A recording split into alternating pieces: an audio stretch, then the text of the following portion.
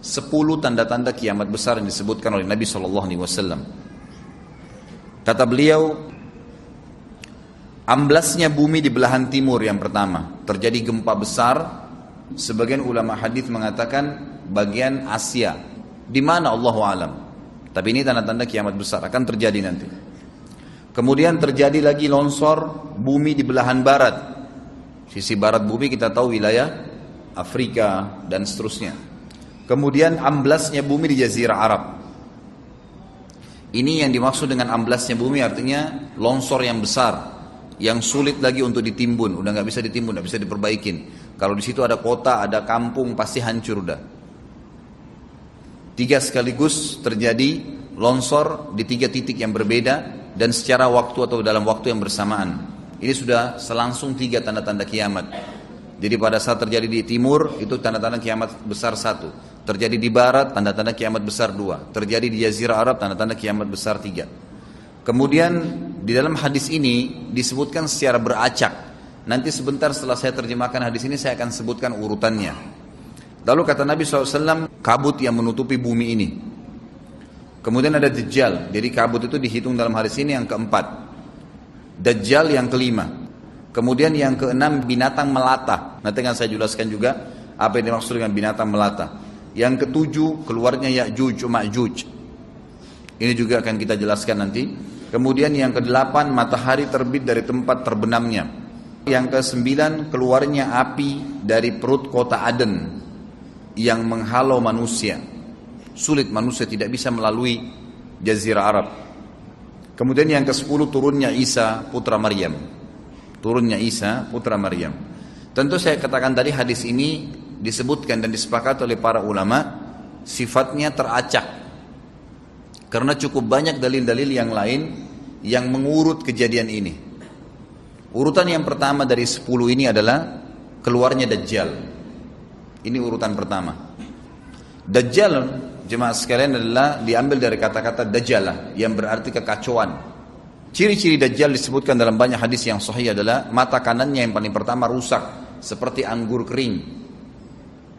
Kata Nabi SAW dalam hadis sahih, ketahuilah Dajjal buta mata kanannya dan Tuhan kalian tidak buta, karena dia akan mengaku sebagai Tuhan. Kemudian dia orangnya memiliki kulit yang kehitam-hitaman serta memiliki dahi yang lebar. Setiap orang beriman bisa membaca di dahinya tertulis 3 huruf kafara. Semua orang yang ngerti tulisan Arab, tidak ngerti tulisan Arab akan bisa tahu dan baca itu kafara, kufur. Rambutnya keriting dan orangnya tinggi besar. Kata Nabi SAW, kalau kalian dengar Dajjal keluar di satu lokasi, maka menghindarlah. Walaupun kalian harus lari ke gunung, dia akan keluar membuat kerusakan selama 40 hari. Kata Nabi SAW, 40 hari itu sehari seperti setahun, sehari lagi yang kedua seperti sebulan, hari yang ketiga seperti sepekan, dan sisa harinya seperti hari kalian. Dia akan keliling muka bumi semuanya, dan kata Nabi SAW, seluruh bumi ini akan dimasuki oleh Dajjal. Tidak tertinggal satu lorong, gang, jangankan kota atau desa, kecuali Dajjal akan masuk ke dalamnya, kecuali Madinah dan Mekah. Tidak bisa dimasuki oleh Dajjal. Kata Nabi SAW dalam hadis sahih, karena di setiap pintu gerbang Mekah dan Madinah malaikat menghenuskan pedangnya dan menghalau Dajjal sehingga Dajjal tidak bisa masuk.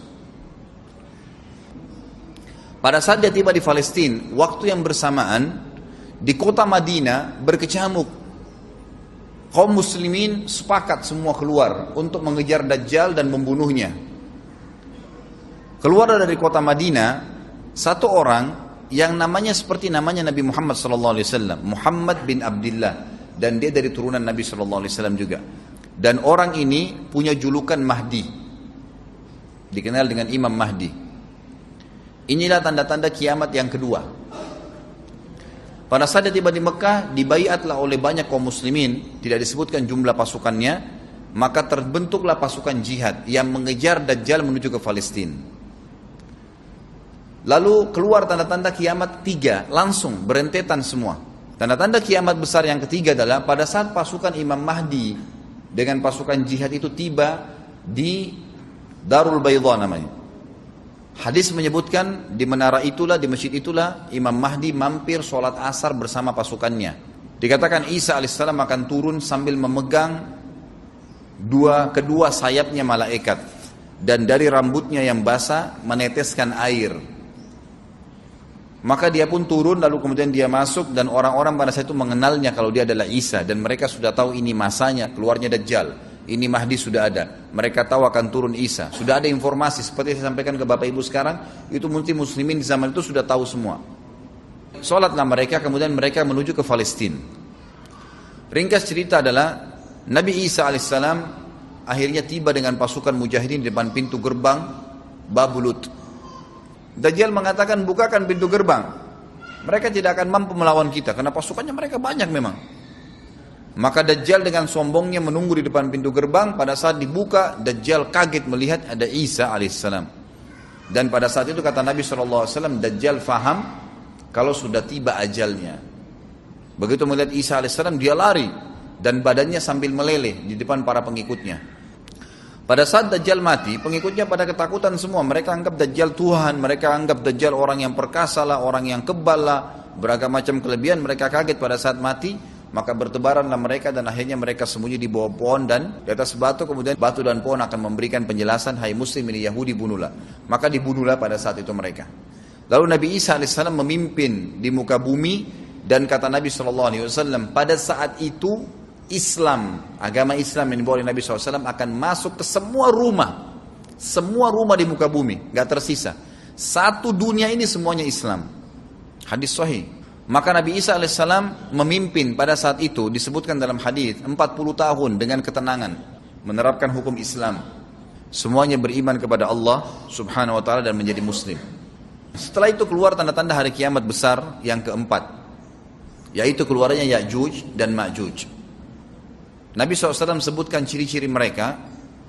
Mata mereka sobekannya kecil, sehingga mata mereka kelihatan seperti sipit, tapi bola matanya besar. Mereka memiliki rambut yang keriting dan mereka memiliki poster yang umumnya seperti poster manusia. Ada hadis yang berbunyi mereka akan mendatangi sebuah sungai, kalau tidak salah namanya sungai Tibria, airnya banyak mengalir. Kata Nabi SAW, mereka semua minum air sungai itu, dan yang terakhir dari mereka datang sudah nggak dapat air. Artinya air sungainya habis diminum. Bayangin berapa banyak jumlahnya tuh. Pada saat itu Nabi SAW mengatakan, Allah berfirman kepada Isa, berkata, wahai Isa, aku akan mengeluarkan hamba-hambaku yang tidak ada seorang pun dari kalian bisa mengalahkannya, termasuk Isa alaihissalam, nggak bisa mengalahkan. Maka selamatkanlah dirimu bersama dengan pengikut-pengikutmu ke Gunung Tur namanya. Jadi memang Ya'juj ini ciri khasnya, kata Nabi SAW, mereka memakan apa saja. Jadi bukan seperti manusia normalnya. Mereka membunuh semua yang bukan seperti mereka. Sampai-sampai kata Nabi SAW tidak ada yang bisa mengalahkan mereka dan jumlah mereka sangat banyak. Salah seorang di antara mereka tahu dia akan mati kalau sudah punya 1000 anak.